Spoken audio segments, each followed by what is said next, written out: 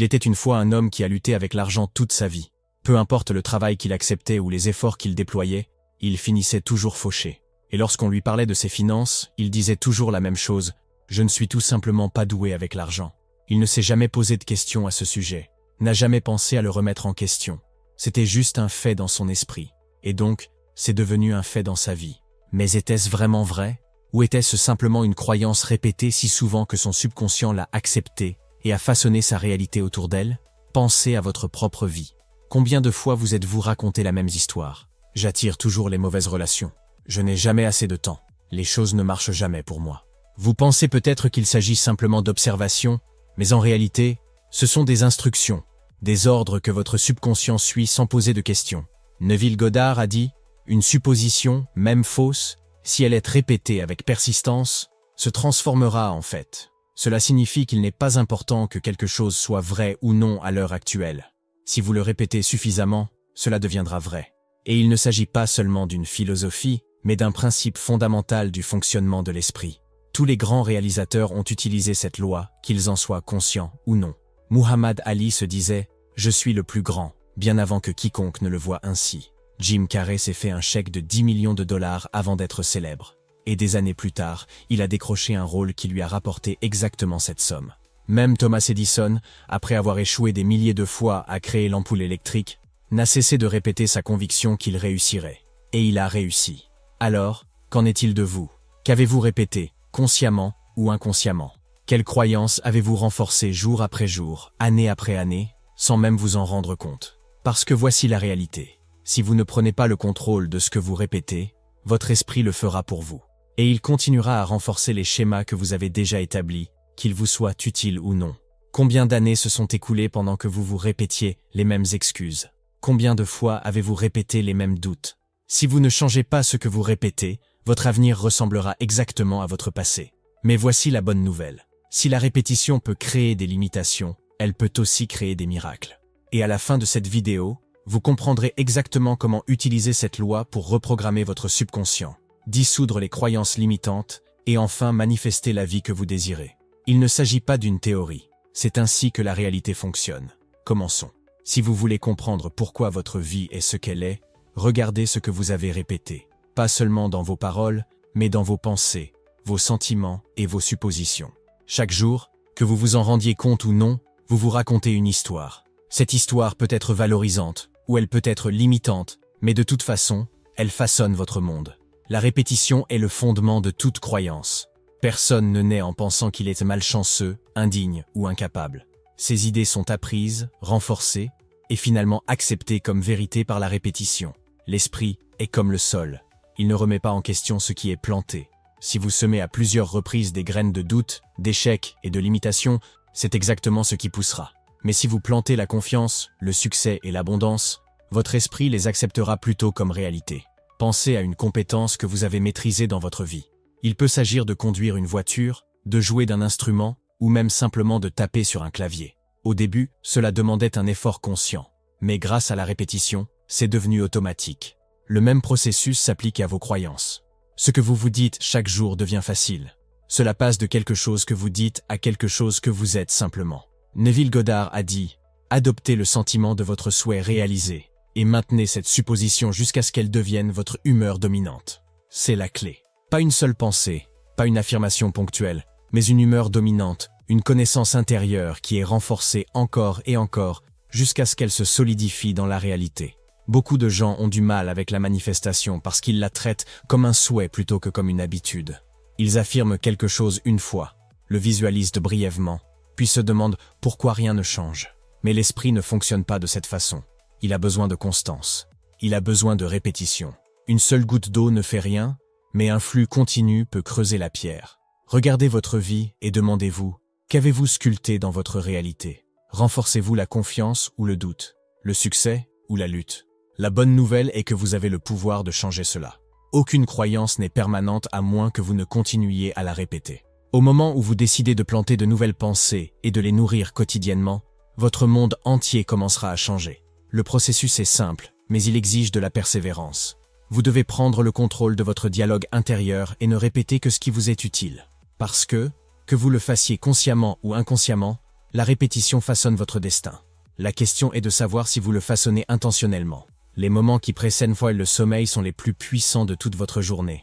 Dans cet état de somnolence, lorsque vous n'êtes plus complètement éveillé mais pas encore endormi, votre esprit est grand ouvert. L'esprit conscient commence à s'estomper et le subconscient devient réceptif, absorbant tout ce que vous y imprimez. La plupart des gens s'endorment en repassant leurs inquiétudes, leurs regrets et leurs frustrations. Ils passent en revue leurs échecs, revivent des conversations douloureuses ou anticipent les luttes du lendemain. Et sans s'en rendre compte, ils plantent ces pensées dans le sol le plus fertile de l'esprit. Nuit après nuit, ils renforcent les mêmes peurs, les mêmes limitations, les mêmes doutes. Et puis ils se demandent pourquoi rien ne change. Neville Goddard enseignait que les derniers instants avant le sommeil déterminent la direction de votre vie. Il disait « Le sentiment qui domine juste avant le sommeil est celui qui sera présent tout au long de la nuit, et votre subconscient travaillera sans relâche pour le faire entrer dans la réalité. » Cela signifie que si vous vous endormez dans la frustration, votre subconscient magnifiera la frustration. Si vous vous endormez dans la gratitude, il magnifiera la gratitude. Si vous vous endormez dans le sentiment de votre souhait réalisé, il travaillera à lui donner vie. C'est pourquoi la répétition avant le sommeil est si puissante. Lorsque vous choisissez délibérément sur quoi vous concentrer dans ces derniers instants, vous prenez le contrôle de la direction dans laquelle votre esprit se dirige. Au lieu de rejouer d'anciens échecs, vous pouvez imprimer de nouveaux succès. Au lieu de renforcer la peur, vous pouvez établir la confiance. La clé est de choisir une seule scène qui représente votre désir comme déjà réalisé. Quelque chose de simple, de vif et de chargé d'émotions. Si vous voulez l'abondance financière, voyez-vous en train de vérifier votre compte bancaire et de sourire aux chiffres. Si vous voulez l'amour, ressentez la chaleur de l'étreinte de votre partenaire. La scène n'a pas besoin d'être longue, mais elle doit être répétée, encore et encore, jusqu'à ce que l'esprit l'accepte comme naturel. Au début, cela peut sembler forcé. Les anciens schémas essaieront de vous ramener en arrière. Mais avec de la persévérance, la répétition s'installera. Ce qui ressemblait autrefois à de l'imagination commencera à sembler réel. Et une fois que cela semble réel, le monde n'a d'autre choix que de le refléter. L'état dans lequel vous vous endormez est l'état dans lequel vous vous réveillerez. Et avec le temps, il devient l'état dans lequel vous vivez. Que programmez-vous dans votre esprit avant de dormir? Parce que vous le fassiez consciemment ou non, vous plantez quelque chose. La question est de savoir si vous plantez des mauvaises herbes ou des miracles. Réécrivez votre passé grâce à la révision. Et si le passé n'était pas figé? Et si les événements qui vous ont façonné, les déceptions, les échecs, les chagrins d'amour, pouvaient être réécrits? Pas comme un fantasme, mais comme un moyen de changer la façon dont ils continuent d'affecter votre présent. Neville Goddard enseignait que l'esprit ne fait pas de distinction entre ce qui est réel et ce qui est imaginé. Tout ce que vous acceptez comme vrai, que ce soit le passé ou le futur, façonnera votre réalité. Cela signifie que la façon dont vous vous souvenez d'un événement est bien plus importante que l'événement lui-même. Si vous rejouez constamment un moment de rejet, de trahison ou d'échec, vous le renforcez son influence sur vous. Mais si vous le révisez, si vous revivez consciemment ce moment d'une nouvelle manière, vous pouvez changer son effet sur votre subconscient, et donc sur votre avenir. Pensez à un souvenir douloureux qui persiste encore dans votre esprit. Peut-être était-ce un moment où vous avez été critiqué, où une opportunité vous a échappé, où quelqu'un vous a fait vous sentir petit. Remarquez avec quelle facilité les sentiments reviennent lorsque vous vous en souvenez. C'est parce que votre subconscient l'a stocké exactement comme vous l'avez vécu, et chaque fois que vous le revisitez, vous renforcez son pouvoir. Maintenant considérez ceci. Et si, au lieu de vous en souvenir tel qu'il s'est produit, vous vous en souveniez tel que vous auriez aimé qu'il se produise? Et si la personne qui vous a rejeté avait souri et vous avait accueilli à la place? Et si les mots qui vous ont été adressés avaient été encourageants plutôt que décourageants? Et si le moment de la perte avait été un moment de triomphe? Neville appelait cette pratique la révision.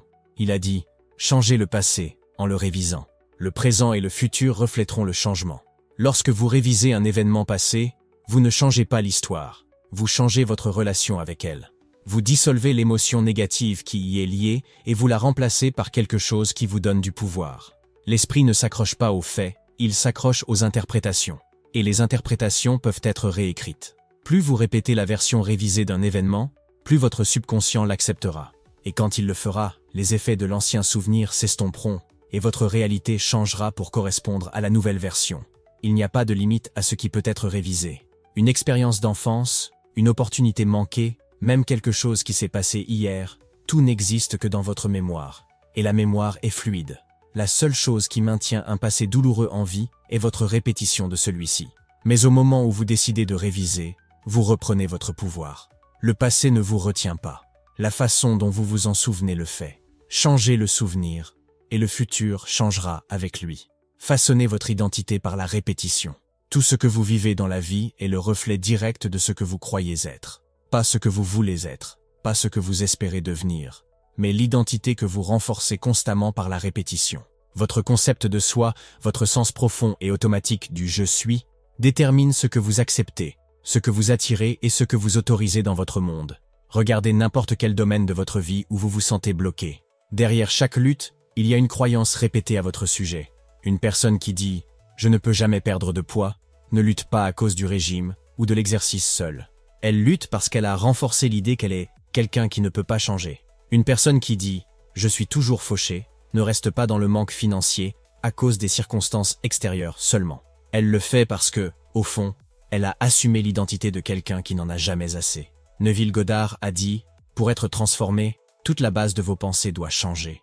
Mais vos pensées ne peuvent pas changer à moins que vous n'ayez de nouvelles idées, car vous pensez à partir de vos idées. Cela signifie que si vous voulez une nouvelle réalité, vous devez d'abord devenir une nouvelle version de vous-même. Et la façon d'y parvenir est par la répétition. Vous devez vous voir différemment, penser à vous différemment, et parler de vous différemment, encore et encore, jusqu'à ce que la nouvelle identité devienne naturelle. Lorsque vous répétez constamment « je suis un succès »,« je suis confiant »,« je suis aimé », vous ne faites pas que prononcer des mots. Vous remodelez votre monde intérieur. Au début, cela peut sembler faux. Vos anciens schémas peuvent résister. Mais à mesure que vous persistez, la répétition s'installera. La nouvelle identité deviendra familière et la réalité commencera à changer pour la refléter. C'est pourquoi l'écriture d'affirmation peut être si puissante. Lorsque vous écrivez quelque chose à plusieurs reprises, vous l'imprimez sur le subconscient avec une intensité encore plus grande. L'acte physique d'écrire force la concentration, engage l'esprit et approfondit l'impression. Si vous écrivez « je suis digne de succès » 100 fois par jour, votre subconscient commencera à l'accepter comme une vérité. Chaque personne qui réussit à maîtriser la répétition de la confiance en soi. Ils n'ont peut-être pas appelé cela la manifestation, mais ils ont compris le principe. La façon dont vous vous voyez dictera toujours la vie que vous vivez. La question est de savoir quelle identité vous renforcez, parce que vous vous en rendiez compte ou non, votre répétition vous façonne. La seule différence est de savoir si vous le faites par choix ou par habitude. Éliminez la répétition négative. La répétition est toujours à l'œuvre. Elle n'est pas sélective. Elle ne fait pas de distinction entre ce qui est utile et ce qui est nuisible. Elle renforce simplement ce qui est le plus fréquemment imprimé sur l'esprit. Cela signifie que si vous ne choisissez pas consciemment ce que vous répétez, votre environnement, votre passé et le monde qui vous entoure le feront pour vous. Beaucoup de gens renforcent inconsciemment les limitations mêmes auxquelles ils souhaitent échapper. Ils répètent constamment les mêmes plaintes, les mêmes frustrations, les mêmes doutes. Ils se concentrent sur ce qui ne va pas, sur ce qui manque, sur ce qui ne fonctionne pas. Chaque fois qu'ils le font, ils renforcent le manque, la lutte et l'échec. Et puis ils se demandent pourquoi la vie continue de leur donner plus de la même chose. Neville Goddard a dit « L'homme évolue dans un monde qui n'est rien de plus ni de moins que sa conscience objectivée. Si votre conscience est remplie de pensées répétées de limitation, votre monde reflètera la limitation. Si vos paroles affirment la lutte, votre réalité y fera écho. Si vos conversations intérieures sont remplies de doutes, la vie continuera à vous donner raison. La première étape pour briser ce cycle est la prise de conscience. Commencez à remarquer combien de fois vous répétez quelque chose de négatif. Remarquez les expressions familières que vous utilisez. Je suis tellement malchanceux. Cela m'arrive toujours. Je n'ai jamais assez de temps. Ce ne sont pas seulement des déclarations, ce sont des instructions que vous donnez à votre subconscient. Et par la répétition, elles façonnent votre vie. La deuxième étape est le remplacement. Il ne suffit pas d'arrêter la répétition négative, vous devez la remplacer par quelque chose de nouveau. Au lieu de « je suis toujours fatigué », affirmez « mon corps est plein d'énergie ». Au lieu de « rien ne marche jamais pour moi », affirmez « tout se déroule parfaitement ». Au début, cela peut sembler artificiel, mais c'est seulement parce que les anciens schémas ont été renforcés pendant si longtemps. Avec de la persévérance, les nouvelles répétitions s'installeront et le monde extérieur changera en conséquence. Ce que vous laissez entrer dans votre esprit compte aussi. Les conversations que vous engagez, les informations que vous consommez, les médias que vous regardez, tout cela influence ce que vous répétez inconsciemment. Si vous êtes constamment entouré de négativité, de peur et de doute, cela s'infiltrera dans votre subconscient. C'est pourquoi Neville parlait de l'importance de surveiller son régime mental. Ce que vous nourrissez votre esprit par la répétition est aussi important que ce que vous nourrissez votre corps. Examinez vos habitudes quotidiennes. Qu'est-ce que vous renforcez? Qu'est-ce que vous laissez s'enraciner dans votre esprit? Parce que la répétition est toujours à l'œuvre, que ce soit pour vous ou contre vous. La seule question est, l'utilisez-vous pour créer la vie que vous voulez ou la vie que vous craignez? La répétition ne se limite pas aux affirmations ou à la visualisation. Il s'agit aussi des émotions auxquelles vous revenez, jour après jour. L'une des émotions les plus puissantes que vous puissiez répéter est la gratitude. C'est plus qu'un simple sentiment positif, c'est un état d'être qui transforme toute votre réalité. La plupart des gens pensent que la gratitude est quelque chose qu'ils ressentent après avoir reçu quelque chose de bien. Ils croient qu'ils doivent attendre que les circonstances s'améliorent avant de pouvoir être reconnaissants. Mais c'est l'inverse. Neville Goddard enseignait que le sentiment est le secret, et la gratitude est le sentiment d'avoir déjà reçu. Lorsque vous entrez à plusieurs reprises dans un état de gratitude, vous imprimez à votre subconscient que ce que vous désirez est déjà à vous. Et parce que le subconscient ne questionne pas, il accepte seulement, il commence à façonner la réalité pour qu'elle corresponde à cette supposition. Pensez à ce que vous ressentez lorsque vous recevez quelque chose de merveilleux, un cadeau inattendu, une bonne nouvelle ou une opportunité attendue depuis longtemps. Il y a une légèreté, une aisance, une profonde satisfaction. Imaginez maintenant que vous puissiez ressentir cela avant que quoi que ce soit n'ait physiquement changé. C'est le pouvoir de la gratitude. Plus vous revenez à ce sentiment, plus votre subconscient travaille à le rendre réel. Neville disait, « Soyez reconnaissant comme si vous aviez déjà reçu, et vous recevrez. » C'est pourquoi une pratique quotidienne de la gratitude est si efficace. Chaque fois que vous répétez ce pourquoi vous êtes reconnaissant, vous renforcez l'abondance, la joie et l'épanouissement. Vous dites à votre subconscient que vous avez déjà, et le monde répond en conséquence. Prenez l'habitude d'exprimer votre gratitude, non seulement pour ce qui est devant vous, mais aussi pour ce qui est encore invisible. Au lieu de dire « j'espère obtenir ce que je veux », dites « je suis tellement reconnaissant que ce soit déjà à moi ». Au lieu de vous concentrer sur ce qui manque, concentrez-vous sur ce qui se déroule déjà en votre faveur. Si vous faites cela de manière cohérente, si vous faites de la gratitude un état d'être répété, votre réalité doit changer pour le refléter. L'esprit répète toujours quelque chose. Il peut répéter l'inquiétude, le doute et la frustration, ou il peut répéter l'appréciation, la confiance et la foi. Ce que vous choisissez de renforcer est ce qui va croître. La gratitude n'est pas seulement une pratique agréable, c'est un outil de transformation. Et plus vous l'utilisez, plus la vie vous donne des raisons d'être reconnaissant. Utilisez les moments de libre pour renforcer votre vision. La plupart des gens croient que la manifestation nécessite de longues séances de méditation ou de visualisation. Ils pensent qu'ils doivent réserver du temps chaque jour pour se concentrer sur leurs désirs. Mais la vérité est que les changements les plus puissants se produisent dans les petits moments répétés tout au long de la journée, ce que la plupart des gens négligent. Neville Goddard enseignait que l'imagination est la clé de la création. Et elle n'a pas besoin d'être confinée à une pratique formelle. Quelques secondes de vision ciblée, répétées souvent, sont bien plus efficaces qu'une seule longue séance remplie de doutes.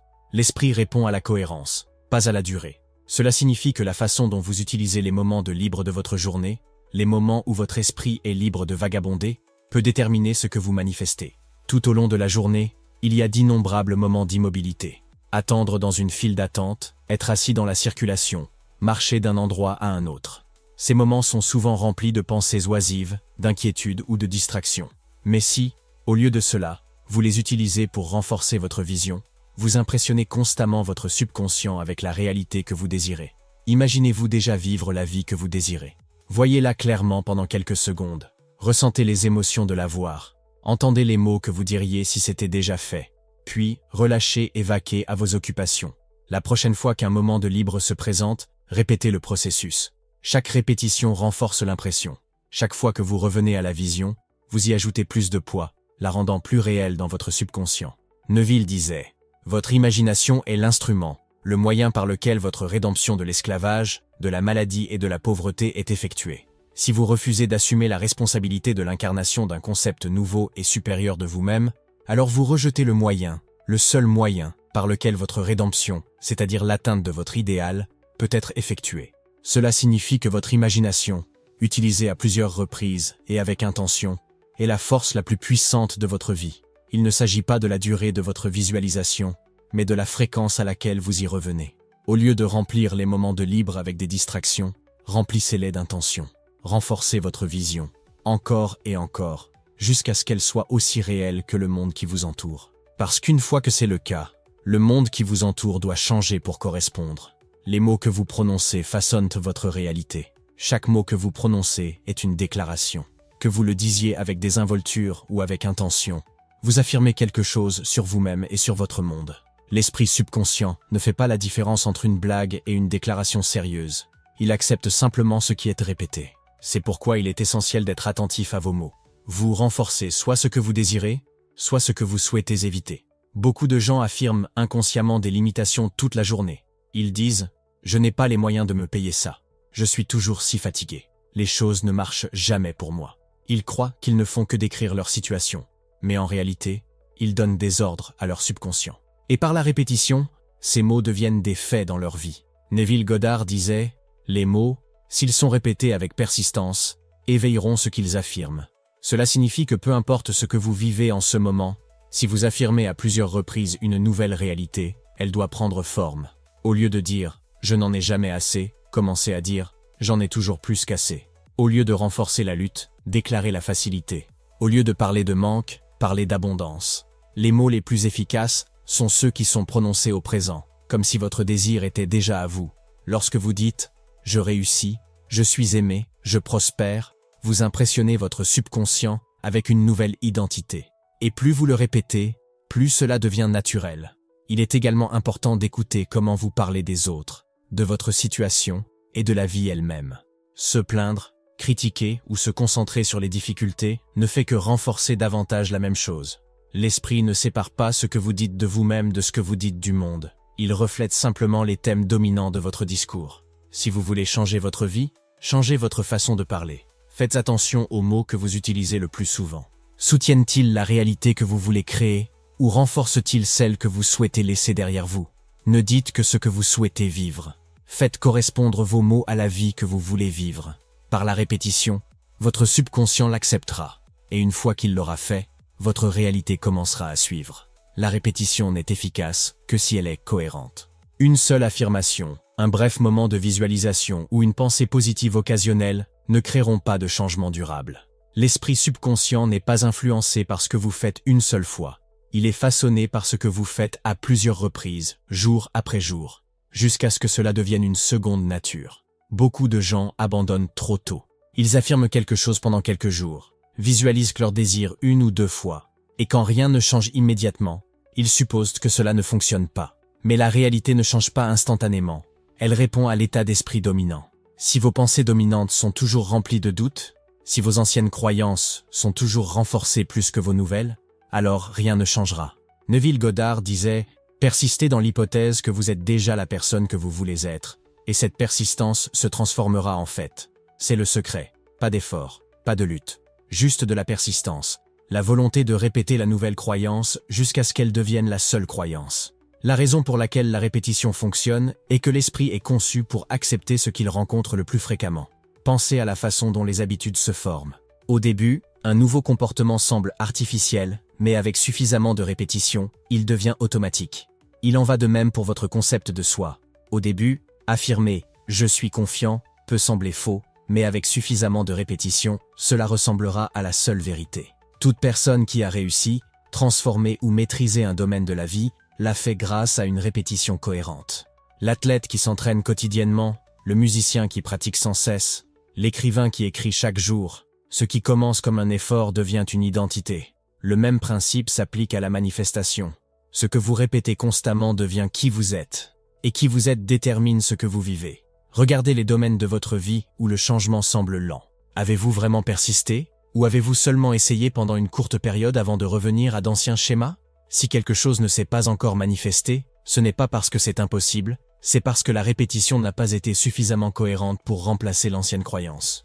Il n'y a pas de secret au-delà de cela. La répétition crée la croyance crée la réalité. Et la cohérence est ce qui comble le fossé entre là où vous êtes et là où vous voulez être. Restez avec la nouvelle hypothèse assez longtemps, et la réalité n'aura d'autre choix que de la refléter. La répétition est la clé de la transformation. Regardez votre vie telle qu'elle est aujourd'hui.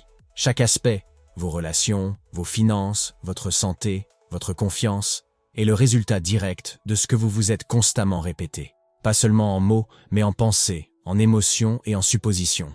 Rien de tout cela n'est arrivé par accident. Cela s'est formé par la répétition, par le renforcement quotidien de croyances qui, à un moment donné, sont devenues si familières qu'elles ne ressemblaient plus du tout à des croyances. Elles ressemblaient simplement à des faits. Mais voici la question. Ces faits ont-ils jamais été de vrais faits? Ou étaient-ce simplement des schémas qui se sont transformés en réalité parce qu'ils n'ont jamais été contestés? La vérité est que la plupart des gens sont piégés dans des cycles de répétition qu'ils n'ont pas consciemment choisis. Ils rejouent de vieilles déceptions, répètent des peurs et réaffirment des limitations. Ils supposent que ce qui a été sera toujours, parce qu'ils ont inconsciemment entraîné leur esprit à s'attendre au même résultat. Et ainsi, la réalité se conforme. Non pas parce qu'elle le doit, mais parce que l'esprit cherchera toujours à prouver qu'il a raison. Neville Goddard disait « Vous devez être prêt à rester fidèle à votre vision, à la répéter encore et encore, jusqu'à ce qu'elle semble naturelle. C'est le secret de toute transformation. Pas la volonté, pas l'effort. La répétition fidèle. Le processus est simple, mais la plupart abandonnent avant qu'il ne prenne racine.